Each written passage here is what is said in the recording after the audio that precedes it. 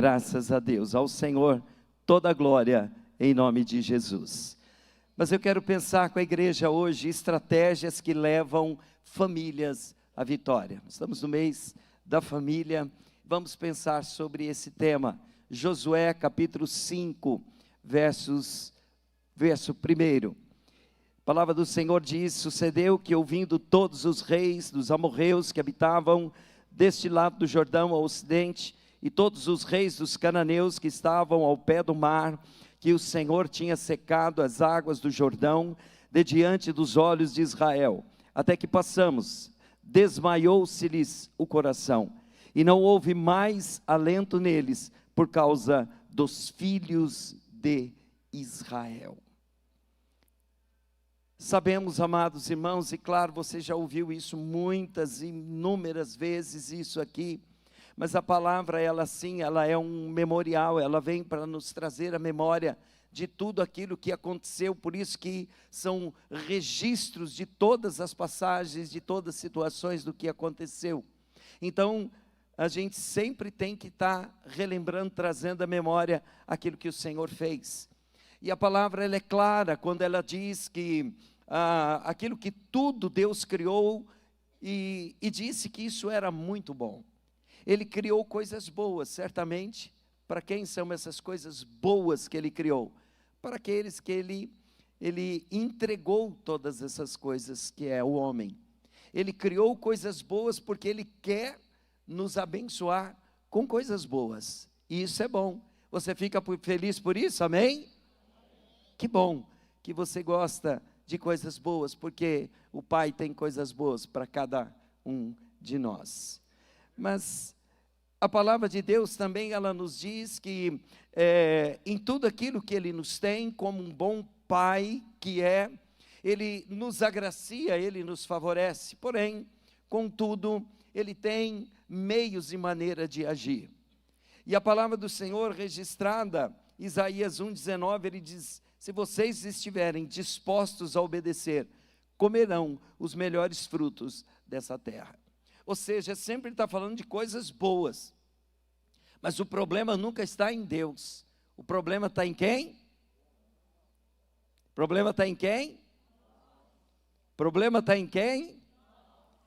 Sabe por que você ainda não levantou a mão? Porque você acha que o problema não está em você ainda. Eu não tenho problema, não preciso. Está tudo legal comigo, então eu não preciso. Eu, como preciso, eu sou o primeiro a levantar a mão. Eu preciso melhorar muito. Eu preciso melhorar bastante. O Paulão lá atrás levantou as duas mãos, quase levantou e ficou em pé também. Porque todos nós precisamos melhorar. Todos nós temos coisas para acertar. Todos nós temos coisas para fazer. Todos os dias nós temos situações para vivenciar e realidades para vivenciar. E cada realidade dessa nos leva a um momento de reflexão e mudança na nossa vida. E quando a palavra do Senhor fala, e se vocês estiverem dispostos a obedecer, é vocês, é eu, é você, é cada um de nós. Essa mudança precisa acontecer conosco, na vida de cada um de nós.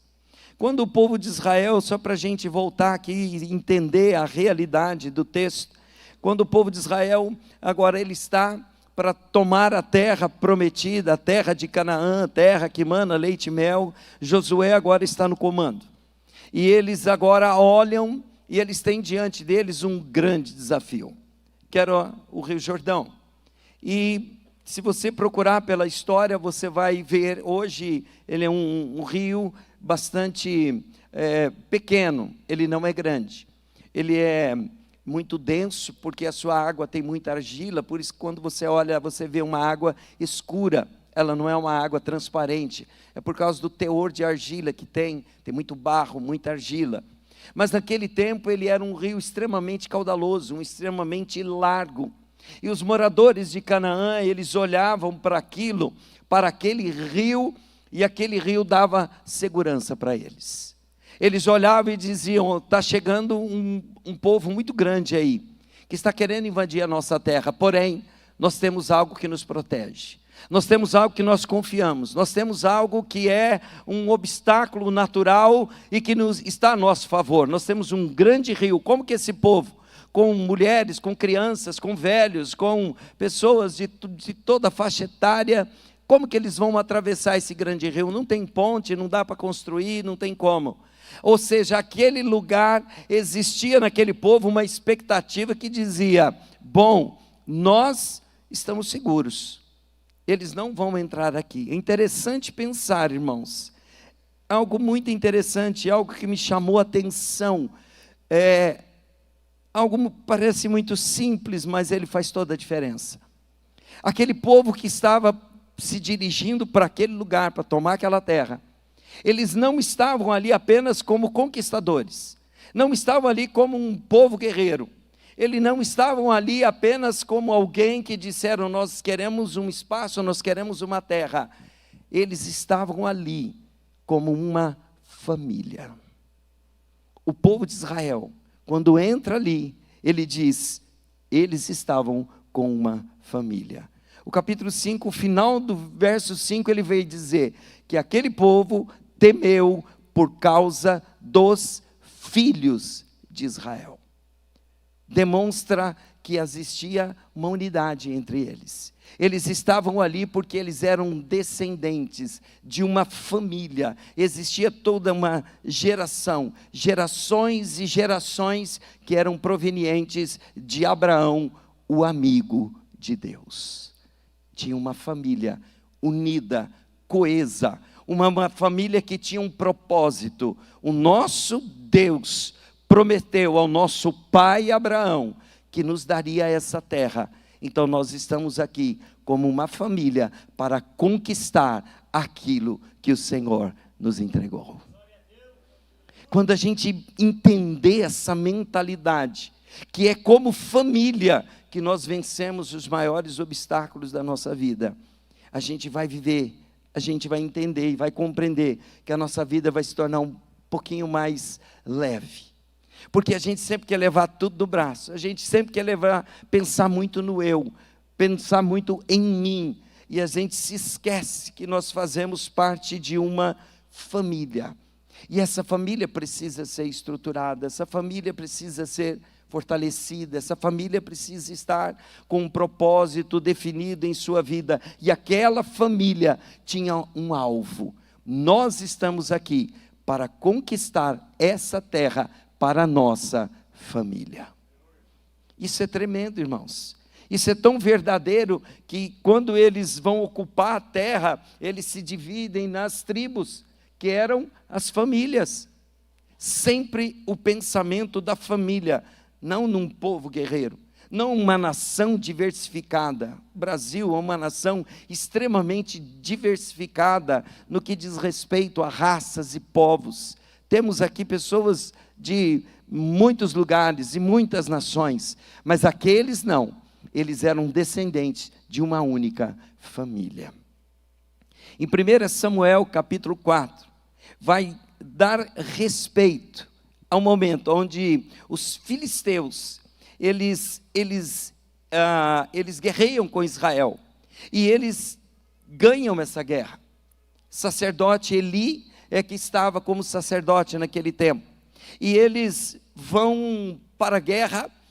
Hofni e Finéias, os seus filhos, eles cometiam muitos erros, muitos delitos na casa do Senhor, e o Senhor já tinha olhado para aquilo e falou: vou estabelecer juízo, porque vocês são incorrigíveis.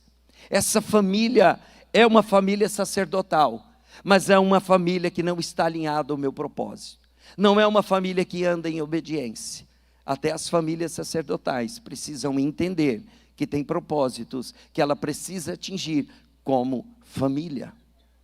E todo esse imbróglio que eles entram contra os filisteus, e aí eles vão para a guerra, vem que está perdendo, falou: vamos pegar o nosso amuleto, e o nosso amuleto é a arca. Eles levam a arca, os filisteus guerreiam contra eles, matam Hofni e Finéias, tomam a arca e levam lá para o povo deles.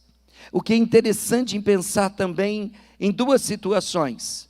Quando ele tem a notícia: os teus filhos morreram, ele não se moveu, mas ele se move quando eles falam: e a arca foi tomada.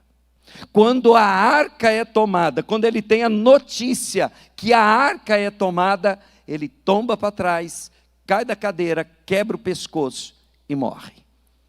Porque ele disse: a minha família é complicada, a minha família eu não estou conseguindo dar jeito, a minha família está tão, tão desestruturada, tão longe do caminho do Senhor.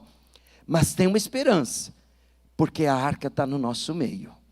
A arca simbolizava a presença. O mesmo acontece com a esposa de um dos filhos, Finéias. Quando ela fica sabendo, falou: seu marido morreu, seu sogro morreu, ela também fica totalmente imóvel, ouvindo a notícia. Mas quando ela ouve falar, e a arca foi levada, ela falou: agora acabou, agora ficou difícil. Por quê? Meu esposo não dava bom testemunho, meu cunhado também não, o meu sogro não conseguia corrigir os filhos, mas ainda tinha esperança, porque a arca estava no nosso meio. Mas a arca foi embora, então agora acabou-se a esperança. Se uma família perder a presença de Deus, ela perde a esperança de um conserto.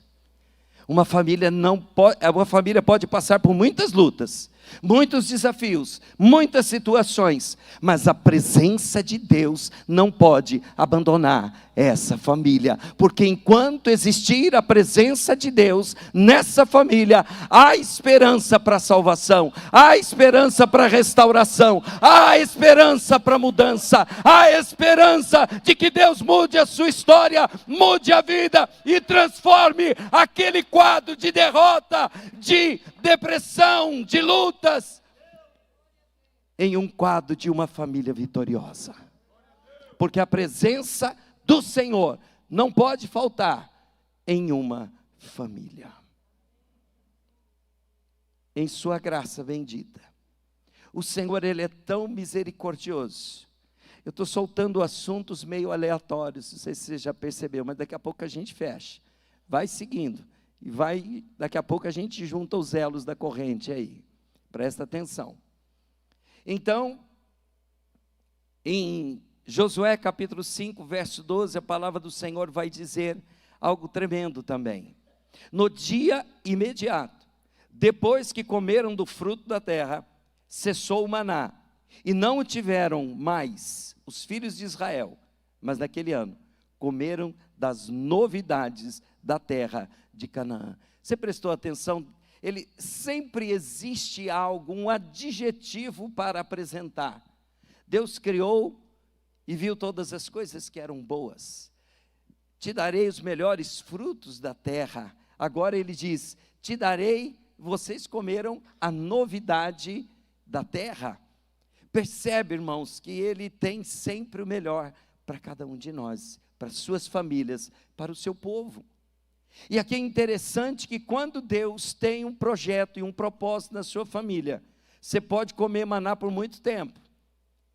E o problema é que quando a gente estende o maná na nossa casa, é porque nós estamos adiando o tempo de colher os melhores frutos da terra. Quando o maná está muito extenso, dá uma pesquisada na família, porque vocês já deveriam ter comido o melhor fruto da terra, mas ainda está comendo maná. Maná supre, mas o melhor da terra não é o maná. O melhor da terra ainda está por vir. E essa família precisa desfrutar disso. Então ele está dizendo, ele vai comendo o maná, ele diz: agora que você entendeu, atingiu o propósito, chegou na terra que eu preparei para você, é a terra que mana leite e mel, agora o maná vai cessar. Mas depois, somente depois, o maná cessa, quando eles provam do fruto da terra. Ou seja, Deus tem sempre provisão para a sua família. Não faltará provisão para você, não faltará ação de Deus na tua vida, não faltará mover de Deus para a tua casa, para a tua família, desde que haja um coração sensível à presença, desde que haja obediência, desde que haja aquele que diga: a minha casa tem presença de Deus. Se tem presença de Deus, tem provisão do céu.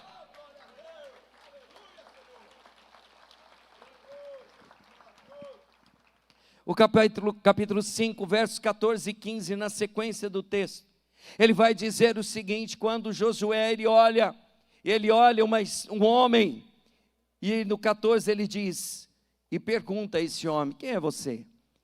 E ele diz: és tu dos nossos ou dos nossos adversários? Ele diz: não, sou príncipe do exército do Senhor, e acabo de chegar. Então Josué se prostrou com o rosto em terra e o adorou. Ele disse: que diz o meu senhor ao seu servo? Respondeu o príncipe do exército do Senhor a Josué: descalça as sandálias dos pés, porque o lugar em que você está é santo. E fez Josué assim. Irmãos, que coisa tremenda esse texto. É o próprio Deus, é o próprio Senhor, que ele vem, ele se manifesta, ele se apresenta. Aqui é onde os teólogos acreditam que é uma teofania, uma manifestação de uma presença de Deus. Teo, Deus, fania, presença, manifestação. Ele se apresenta como um homem, ele se mostra como um homem, e quando ele diz, tira as sandálias e se prostra, só se prostra porque era o próprio Senhor. Ah, meus irmãos, Josué simbolizava, e ele representava a liderança daquela família, e agora ele tem um encontro com o Senhor, sacerdote do lar. Você gosta de ser chamado de sacerdote, é bom, né? Ah, eu sou o sacerdote da casa, eu sou o cabeça, eu sempre digo uma coisa: eu não admito, eu não aceito que a Magali ore mais do que eu. Eu não admito, eu não aceito que ela busque ao Senhor mais do que eu. Eu não aceito, eu não admito que ela ore mais do que eu. Eu não aceito, eu não admito que ela leia mais a Bíblia do que eu. Eu não admito, eu não aceito que ela se envolva mais do que eu, porque eu sou sacerdote, é responsabilidade minha. Um erro muito grande quando a gente olha para o grupo de intercessão e vê quem? Só mulheres.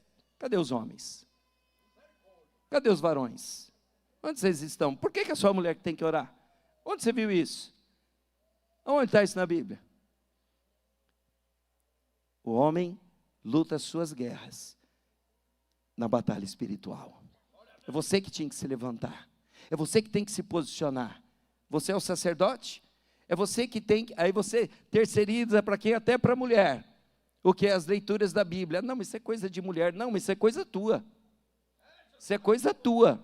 Não é de mulher, não. É você que tem que instruir. É você que tem que sentar a menina do teu lado e dizer, quando essa criança tiver uma referência, quando ela tiver memória afetiva, ela vai se lembrar: um dia o meu pai sentava comigo e me contava a respeito das façanhas de Josué, de Davi, homens de Deus que venceram, mulheres que se transformaram em guerreiras. Esses dias eu estava lendo um texto maravilhoso do livro de Juízes, quando Abimeleque, ele vem, ele tenta destruir um lugar, uma cidadela, aonde ele vai naquele lugar e as pessoas se fecham lá dentro. E aí naquele lugar, naquele ambiente de guerra, de confronto, de perca de esperança, porque era um grande exército e apenas mulheres e muitas famílias estavam lá dentro. E aí a questão é que quando eles invadem, eles tentam invadir e não conseguem, ele diz: então vamos fazer o seguinte, a gente vai pôr fogo nesse lugar e vai queimar todo mundo. Deixa eu fazer uma parte aqui. Adriano, obrigado por tudo, querido, Deus abençoe sua vida. Voltando para cá, naquele ambiente que ele está vivendo, a palavra fala, uma mulher, ela pega uma pedra de moinho, ela olha para a cabeça de Abimeleque. Acho que foi só Davi que fez isso? Aquela mulher também, nem nome ela tem, mas ela tem uma grande façanha. Ela pega uma pedra de moinho, ela mira na cabeça do cara, porque a palavra fala que ele olhou para ela olhou para ele, e ela diz que jogou, arremessou aquela pedra, e acertou a cabeça. Ele sabia que era uma mulher, tanto é que ele pede, me tira, ele fala para o moço que está do lado, me tira da batalha, e me mate com a sua espada, para que não se diga que uma mulher me matou. Porque ele viu, ele sabia que foi ela que arremessou a pedra na cabeça dele e rachou o crânio. E ele só não foi morto antes porque ele pediu para que uma espada o atravessasse. Mas uma família, essa mulher defendeu a sua família como uma leoa. Ela se levantou e ele disse: a minha família você não vai botar fogo não, a minha família não vai morrer aqui não, porque hoje quem morre é você, porque eu me levanto para defender a minha família. Achei que você ia aplaudir Jesus.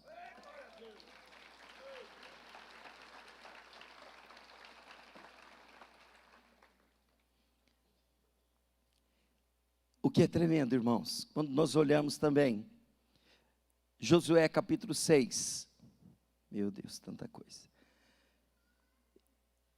Ora, Jericó estava rigorosamente fechada, Josué 6, de 1 a 3, por causa dos filhos de Israel. Percebe, irmãos, os filhos de Israel, trata eles como uma família, é como uma família que ele é tratado, como os filhos de Israel, ninguém saía e ninguém entrava. Então disse o Senhor a Josué: olha, entreguei na tua mão Jericó, e o seu rei e os seus valentes. Vós, pois, todos os homens de guerra, rodeais a cidade, cercando uma vez, assim fareis por 6 dias. Deus tem dado estratégias para ganhar famílias. Deus tem dado estratégias para que famílias tenham sido restauradas.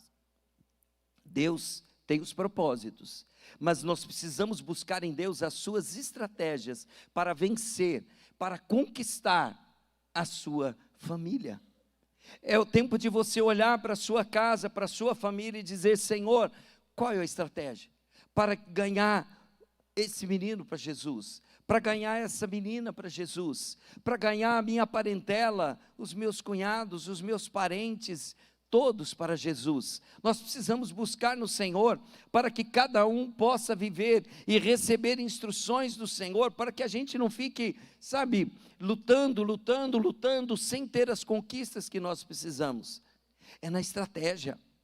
Estava hoje lá atrás, conversando, a gente estava lá na intercessão, e eu até falei para uma irmã, e falei: seu filho estava aqui ontem, e seu filho aceitou Jesus. Ele falou: então, ele não estava querendo vir, ele não queria vir de jeito nenhum, mas o Senhor, a hora que eu estava fazendo um serviço lá na casa, o Senhor falou para mim, que eu comecei a interceder, e o Senhor falou: se levanta, se posiciona, porque o inimigo está tentando atrapalhar ele, fazer com que ele não vá, lute.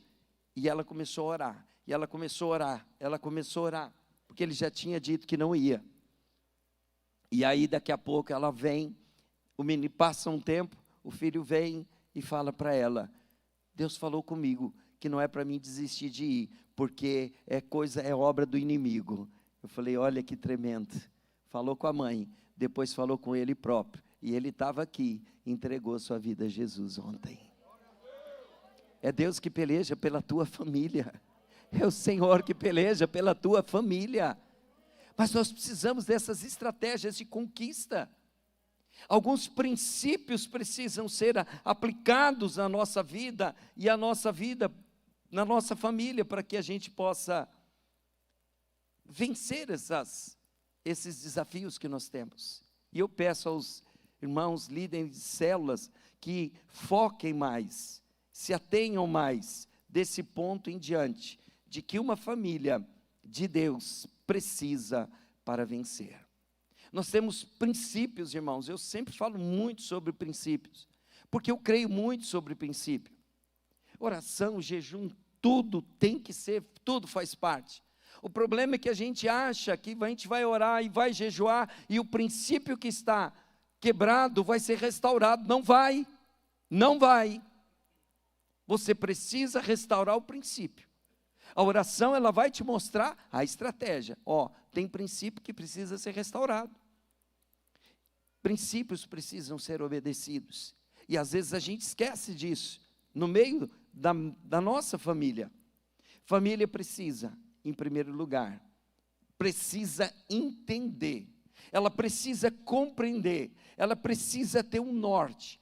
e entender que Deus é quem peleja por vocês.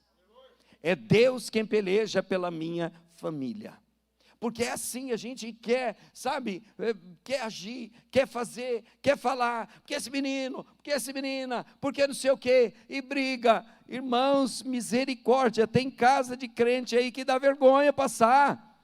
Falou, nossa, esse moleque da tua igreja, nossa, o pau quebra aí de vez em quando, a coisa é feia aí nessa casa. Aí a gente vem para a igreja, graça e paz, glória a Deus, aleluia, né? Como é que faz? E a coisa dentro de casa está feia. E o diabo está se andando. Como é que faz, irmãos? Não dá certo isso. Essa coisa não funciona. Você precisa entender que Deus tem que fazer parte da tua família constantemente. É no levantar, é no deitar, é no agir, na mesa da refeição. Em todo momento o Senhor tem que estar presente. E você precisa declarar para Satanás, Satanás, na minha casa não, porque na minha casa o Senhor governa, o Senhor reina, o Senhor tem algo plantado aqui, a minha casa é do Senhor, aqui não, Satanás, eu te rejeito, resista ao Satanás, e ele fugirá de vós, mas você precisa declarar isso, sabe, pastor Ricardo Batarsi, hoje pela manhã ele ministrou uma palavra muito poderosa também, muito maravilhosa, falando sobre família, sobre Ana, e uma das coisas interessantes que ele falou, não me recordo as suas palavras, mas mais ou menos assim, quanto mais você vai trabalhar, vai lutar por uma causa, e você desiste, o inimigo ganha terreno, ganha espaço, porque você abandonou, você perdeu terreno, ele conquista. Mas quando você marcha para frente, você não desiste, você persevera, você luta, você conquista. Mas os primeiros embates, você abandona, você vai perder a guerra. E nós precisamos estar sempre adiante. Nós precisamos sempre marchar. Nós precisamos sempre ir para frente e declarar, se posicionar, a minha família é do Senhor. E a gente vai deixando essas coisas, sabe, vai passar meio de lado, e sabe, faz umas orações meio que aleatória, Senhor abençoa a minha família, como diz, né, aquela oração guarda-chuva, né, abençoa a minha família, Senhor, está tudo certo, abençoa a família, tá tudo bem? Está bem nada, está bem coisa nenhuma, Senhor, olha, o meu filho está tendo uma intriga, está uma contenda, os meus filhos não estão se entendendo, eles estão entrando em desacordo, eles não conseguem se falar, eles não conseguem ter harmonia, não tem harmonia na minha casa, está faltando paz, a gente sabe, vive com medo, com uma depressão, com uma insegurança aqui em casa, eu não aceito isso, é aquela oração de guerra, é aquela ação de levantar e dizer, o Senhor peleja pela minha casa, aqui na minha casa não vai prevalecer, Senhor, em nome de Jesus, levanta esse homem que ele está meio acomodado, para que ele se posicione como um sacerdote de guerra, essa mulher, ela não tenha me acompanhado, tem sido, sabe, diferente de como ela precisa ser, mas na minha casa não, porque o Senhor peleja pela minha casa. Quando tem essa aparição desse anjo para Moisés, para Josué, ele está dizendo exatamente isso, Josué, eu estou dizendo, eu estou com você, eu não vou te deixar, Josué, eu cheguei até aqui, eu estive com Moisés, eu tirei todo esse povo do Egito, sabe por quê, Moisés?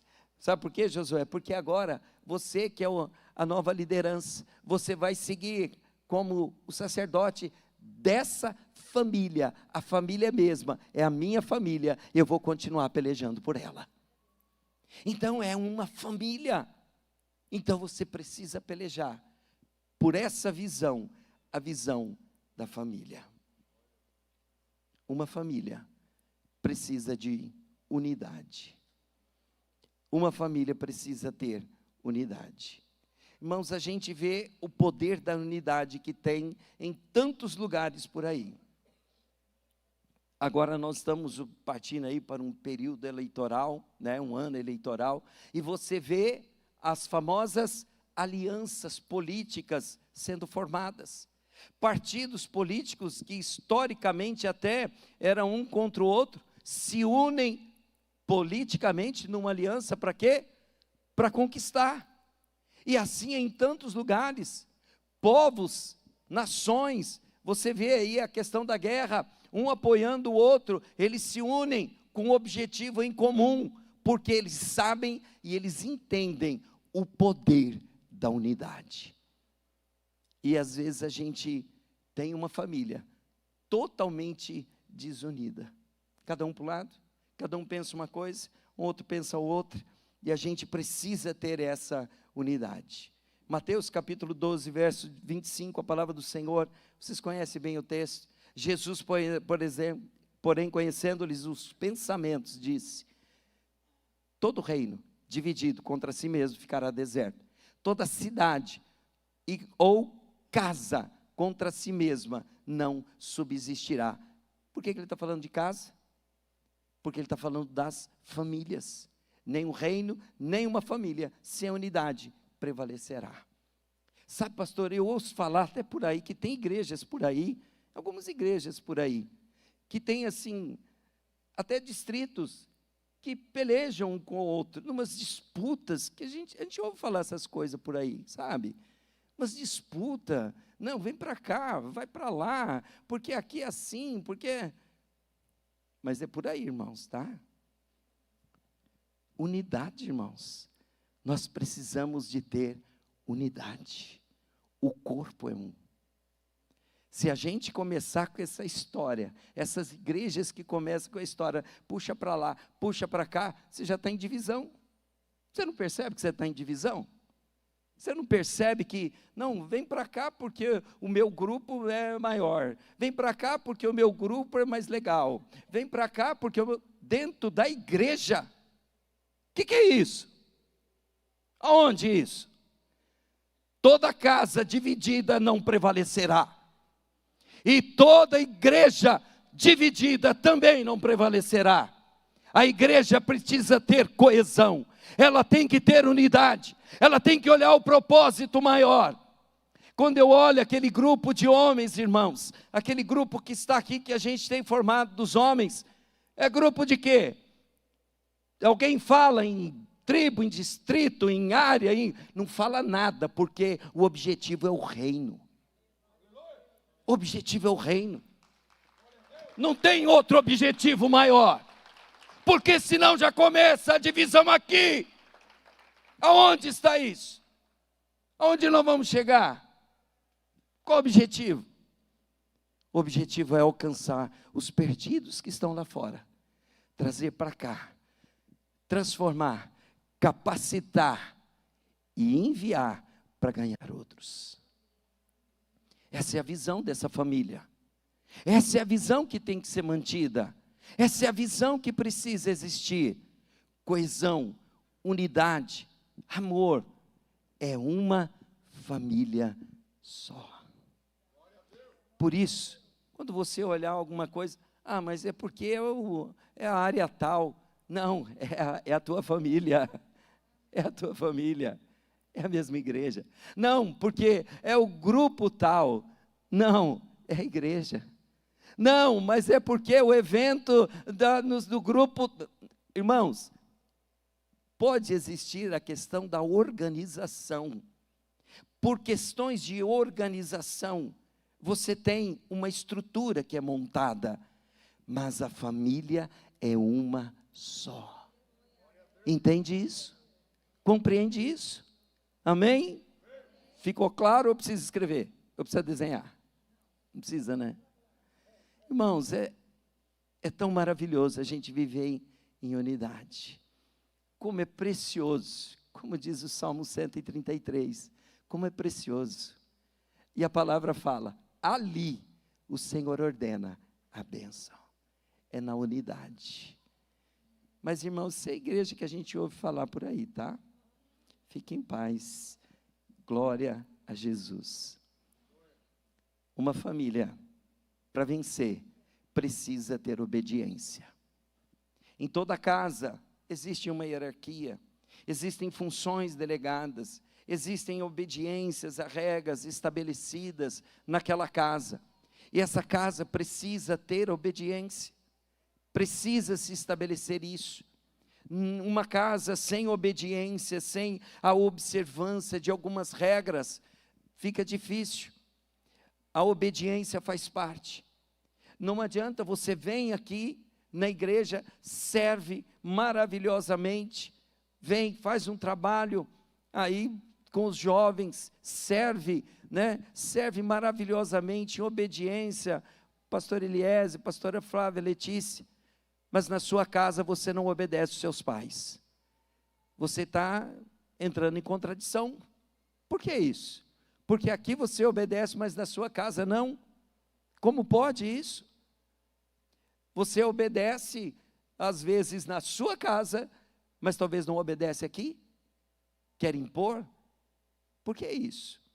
Nós precisamos ter obediência aonde estivermos. Princípios são estabelecidos para ser obedecidos, observados, porque nele está a graça e o mover de Deus para que você desfrute e a sua família do melhor dessa terra. Honra. Uma família precisa de que tenha honra, porque às vezes a gente honra mais os de fora do que os de dentro, né? Já foi falado até isso aqui, vou só repetir para você se lembrar. Você guarda as melhores xícaras, a melhor toalha, os melhores talheres, os melhores pratos, tudo para honrar a visita, né? E os de casa, não precisam ser honrados? Não precisa? E seu esposo, e a sua esposa, e seus filhos? Você já parou para fazer um ato de honra para os seus filhos? Não, eu preciso honrar os meus filhos, e por que não? Por que não? Isso não vai te tornar a sua hierarquia, a sua obediência, a sua posição de liderança menor. Se você honrar eles, você vai estar ensinando princípios. Teve uma conquista, compensa ele, compensa essa criança, abençoa, e fala, olha, papai está feliz, porque você fez isso. Isso é maravilhoso. Os líderes, irmãos, nós aqui da igreja, você como líder de célula, abençoa seus liderados, faça algo, torne isso dinâmico, incentive o seu liderado, para que ele olhe em você, e veja em você o reflexo daquilo, e daquele líder que ele quer se tornar, ele ou ela quer se tornar. Puxa, eu quero olhar, eu quero ser um líder assim. A minha célula, quando eu tiver a minha célula, vai ser assim. Que célula maravilhosa, porque você se espelhou num bom líder, e isso é maravilhoso, irmãos. Nós precisamos dessas coisas em todos os ambientes que nós estamos e que nós tratamos. Famílias vitoriosas observam princípios que são princípios de vitórias. Organização dos papéis. Isso aqui é meio complicado, não é? O marido deve, você já ouviu muitas vezes isso, amar a sua esposa. Efésios 5, 25.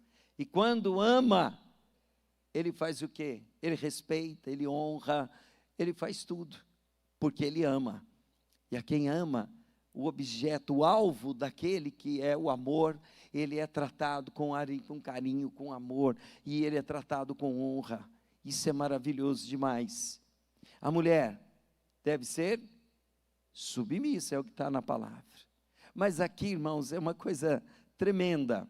Essa palavra, no original, ela significa o potássio, que dá a ideia de que uma atitude voluntária de assumir uma responsabilidade. É você e o seu marido se unindo num mesmo propósito, para dizer o seguinte: a nossa família vai vencer, a nossa família vai prosperar, a nossa família vai conquistar, a nossa família romperá, os nossos filhos vão ser abençoados, a nossa casa prevalecerá, porque o Senhor é por nós. Nós temos um objetivo, nós temos uma meta, aquilo que Deus tem para nós, para nossa família, não será tirado, nós vamos viver tudo aquilo que Deus tem para nossa família.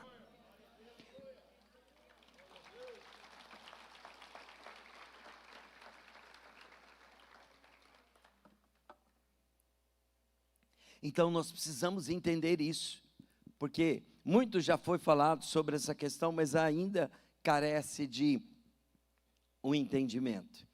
E filhos, obediência e honra aos pais. Cada um tem os seus papéis, cada um precisa observar isso, porque senão como uma família conquista? É necessário cada ponto desse. Irmãos, sexto ponto.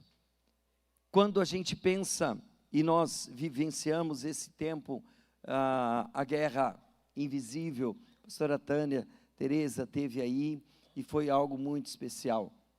E nós precisamos lembrar que as nossas famílias também podem ser alvo de heranças espirituais. Eu vou trazer só um texto aqui rapidamente, porque senão a gente vai se estender muito. Mas é o texto de 2 Samuel, capítulo 21, verso de 1 a 14, quando existem muitas situações acontecendo em Israel, e Davi pergunta, o que está acontecendo, o que está acontecendo? E o Senhor fala, olha, chame os gibeonitas, vai lá, busca eles, chama eles e pergunta para eles o que está acontecendo. Pergunta para eles o que está acontecendo, que eles vão te dizer o que está acontecendo. Porque a sua família, essa família chamada Israel, está passando por isso, mas tem um propósito. Então ele chama, eu não vou ler todo o texto, justamente por conta do tempo, mas ele chama e eles expõem o que estava acontecendo. E ele disse, olha, Saul tentou acabar com o nosso povo. Saul matou quase todos de nós. Sangue inocente foi derramado por conta de Saul. E Saul era quem? Era líder de uma, o quê? Família. Estou falando de família. Israel é uma família. E nesse tempo Saul era líder da família de Israel. Olha as heranças espirituais ali.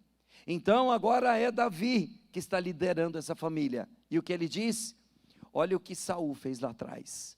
O que Saul fez agora está refletindo nessa família por conta disso. Esse sangue que foi derramado. Irmãos, a gente precisa consultar as nossas famílias. Se você ainda tem seus parentes, avós, pais, converse, pergunte como são as suas heranças espirituais.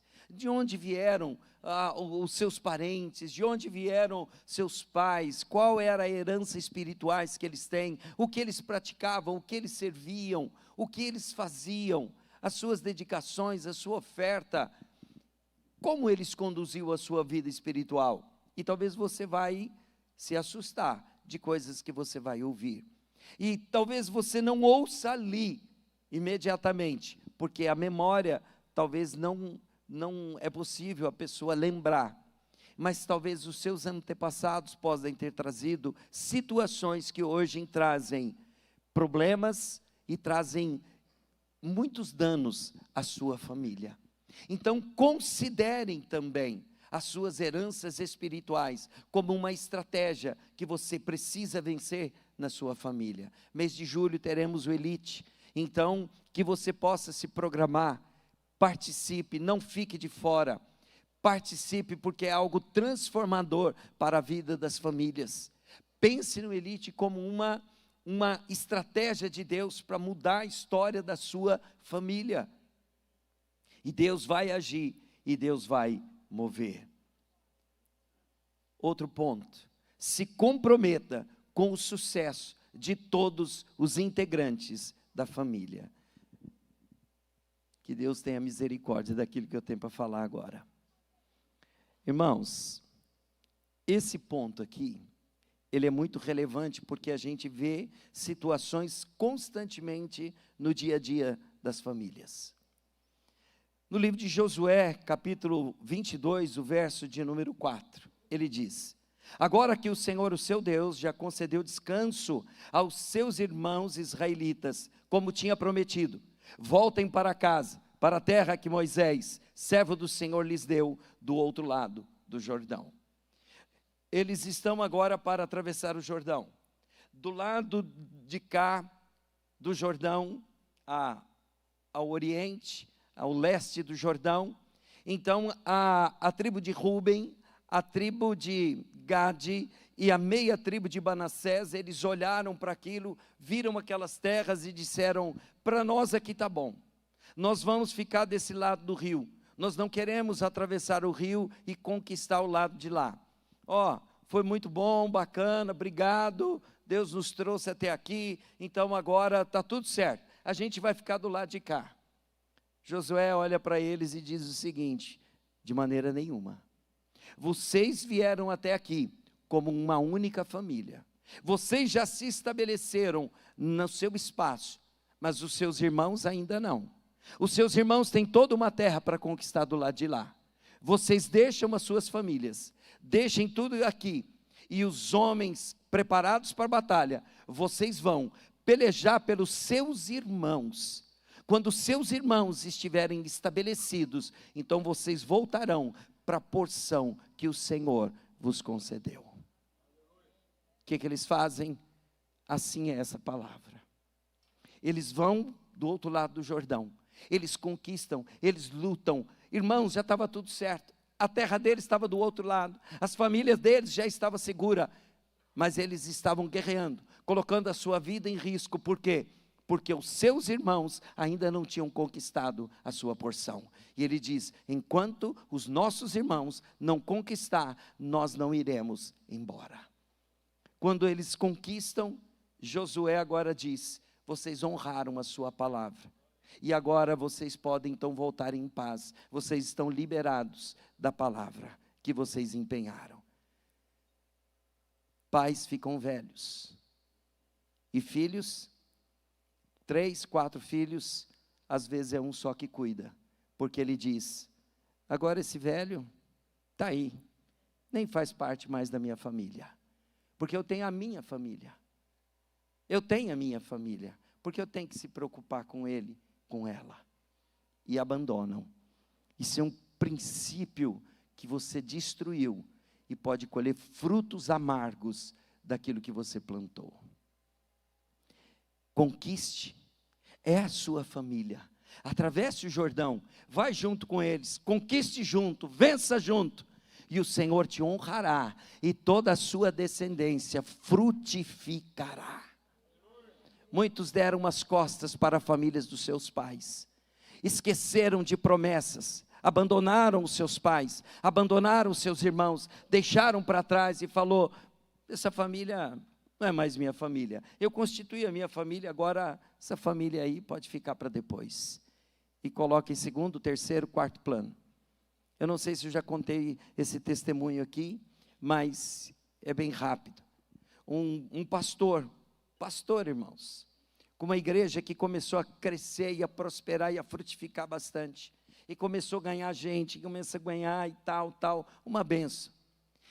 Em determinado ponto, a igreja parou de crescer, a igreja não avançava, a igreja não crescia, a igreja não ia adiante, e ele começa a orar: mas o que está acontecendo?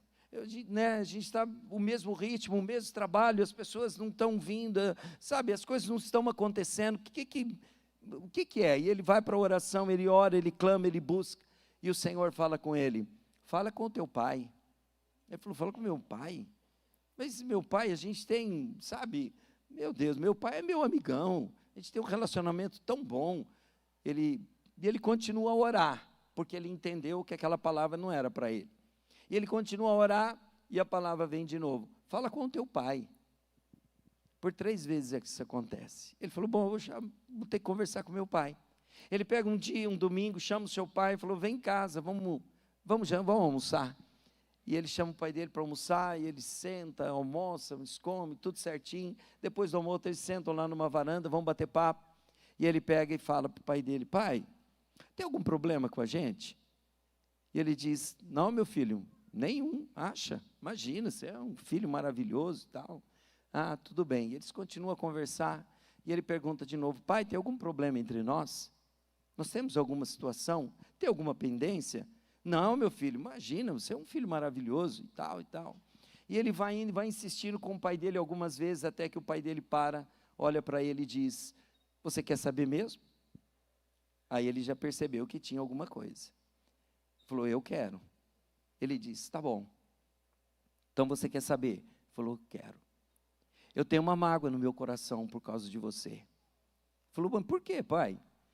Você lembra quando você tinha 18 para 19 anos, quando você já se emancipou, e você saiu de casa, e você falou, eu vou trabalhar, eu vou ganhar minha vida, eu vou constituir a minha família, eu vou para algum lugar, eu vou seguir minha vida, eu vou seguir meu rumo. Você lembra do que eu disse para você? Ele falou, pai, eu não me lembro não. Ele falou, eu pedi para você, fica comigo, e ajuda a construir a minha casa, porque eu não tinha minha casa, eu precisava de você, eu precisava da sua força de trabalho, para você me ajudar a construir a minha casa, porque eu não tinha casa, eu pagava aluguel. E o que você fez? Você virou as costas para mim, e você foi seguir o seu caminho, mas isso sempre marcou meu coração. Quando eu precisei de você, você deu as costas para mim. Ele pede perdão ao pai, eles se reconciliam, e a igreja dele começa a fluir novamente. Porque ele deu as costas para o pai. Ele desobedeceu, ele desonrou, ele esqueceu da sua origem, ele esqueceu de onde ele saiu, e ele esqueceu que aquela família é a família que Deus usou para que ele viesse ser alguém. Não se esqueça da sua família. A sua família, a família do teu pai, mesmo se você já constituiu a sua família, mas a família do seu pai é importante para você também. E você precisa se lembrar dela. O sucesso de uma família, já vou encerrar, está em transmitir os valores do reino. Deuteronômio 6, de 4 a 8. Ensina-as com persistência a seus filhos. Converse com elas quando estiver sentado em casa, quando estiver andando pelo caminho, quando se deitar, quando se levantar, e que todas essas palavras que hoje eu lhe ordeno estejam em seu coração. Amarre-as como um sinal nos braços e prenda-os na testa. Mas lembre-se sempre, nunca deixe de falar da palavra de Deus para a sua família. Glória a Deus. Que o Senhor nos ajude, porque a sua palavra é verdadeira, a sua palavra é real. Isaías, para finalizar, 48, 17 a 18, ele diz, assim diz o Senhor, o seu Redentor, o Santo de Israel, eu sou o Senhor, o seu Deus, que lhe ensina o que é bom, e conduz pelo caminho que deve seguir. Quem dera estivesse prestado atenção às minhas ordens, teria experimentado paz que flui como um rio, e justiça que cobriria como as ondas do mar. Sempre os problemas são nossos, sempre a gente arruma as nossas confusões, mas que o Senhor nos ajude a olhar para dentro de nós e reconhecer que as nossas famílias, elas são o lugar aonde o Senhor nos plantou, e é com essa família que nós vamos vencer, em nome de Jesus. Se você pudesse colocar em pé e curvar sua cabeça.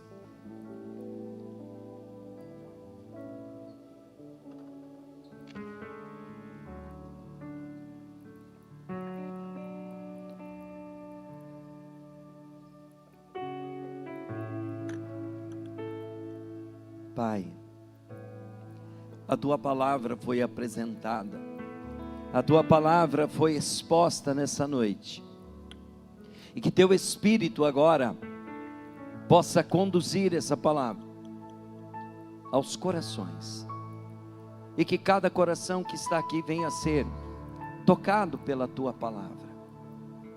A tua palavra, ela não volta vazia, ela cumpre o seu propósito, ó Deus. E o seu propósito nessa noite é restabelecer famílias. O teu propósito é dar estratégias para que as famílias venham se tornar mais fortes, famílias venham se levantar, famílias venham se posicionar e venham declarar que é o Senhor quem governa, que é o Senhor quem age.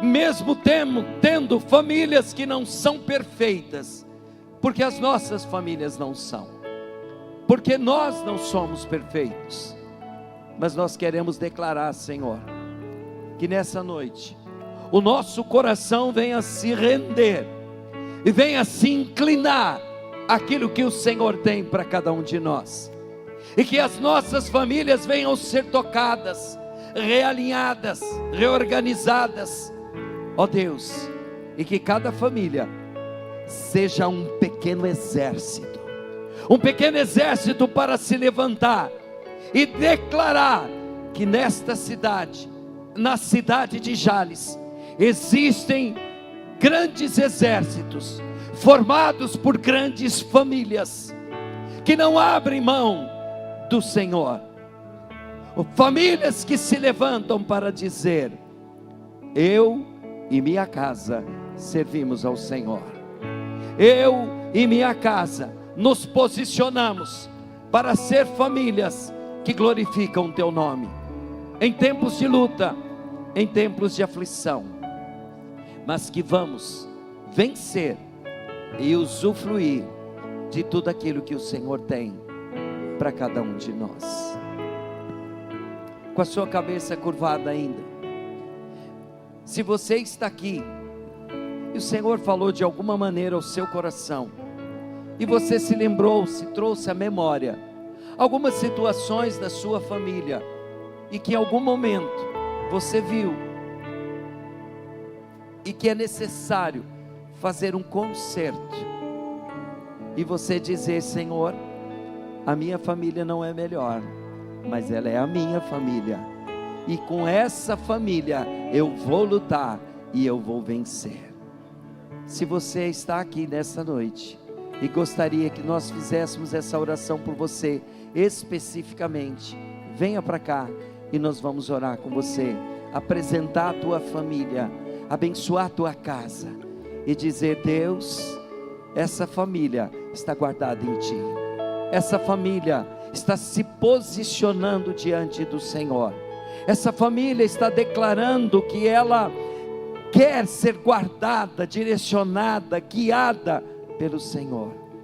Se você está aqui e quer essa oração, venha para frente e nós vamos estar orando para que famílias sejam fortalecidas no Senhor, em nome de Jesus.